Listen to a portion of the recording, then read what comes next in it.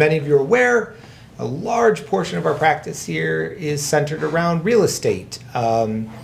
And real estate is complicated.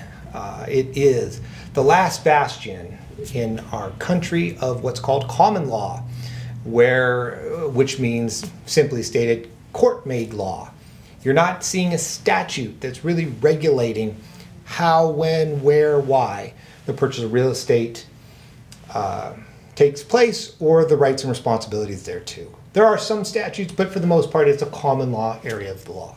So, who are all the people you're meeting when you buy or sell a house? This is the part that really can get people on a tilt. And sometimes they don't even understand why they're meeting who they are or what each party does. So, I know this is going on for a minute, but if you're interested, let me introduce you to all the players. So first, there are agents. Most times the agent you're dealing with is a licensed real estate salesperson who works for a licensed broker, which is actually the agent under the California law, is the broker. That's the person that has the authority to represent you. These people hang their license thereunder and represent the broker. Those come in two parts, often come in a part that represents the buyer and a part that may represent the seller. These can be two different people, and we do allow in the state one person to serve in both capacities, and they have to provide you a form telling you that that's the case. In that case, they still would owe fiduciary duties to both the buyer and the seller in the transaction and perform both roles independently. Next, you're going to run into escrow. Who's escrow?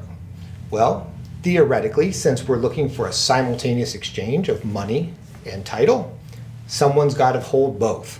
That's escrow. Traditionally, these were neutral, independent third parties, and they received the fee for making the exchange. Escrow, by its definition, is literally just that. It is holding the funds and holding the title and making the exchange. It is important to understand that buyers have the right to choose escrow. How do they do that? They do it on their purchase agreement. There's a part when you're going down your purchase agreement where the buyer will be able to write in which escrow they're proposing to use. That does not mean the seller has to accept that choice. This is a place that is often overlooked for negotiation because the buyer figures, what do I know about escrow? Here's a helpful hint. Some sellers prefer to use an affiliated escrow company to them. Well, meaning it's not the seller themselves, but the seller's agent. And sometimes that's seen as a one-up when you're making an offer. What buyers could do, if they don't want to get excluded, is they could either place the name of the one they propose or place a dollar amount. Shop around, put a dollar amount of what you're willing to spend, but that you are letting the seller choose which agency to use.